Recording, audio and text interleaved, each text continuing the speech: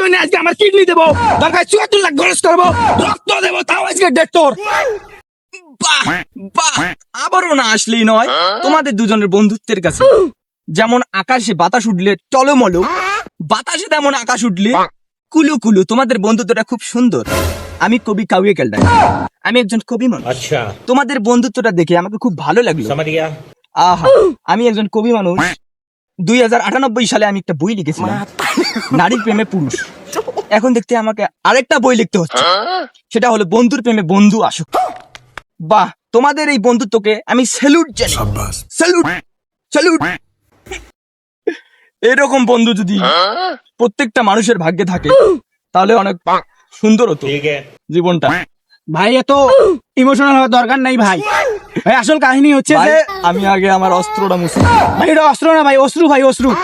আর এত ইমোশনাল হওয়ার দরকার নাই ভাই। কালকে আমি ওরে চা খাওয়াইছি, আজকে ওর চা খাওয়ার ডেট।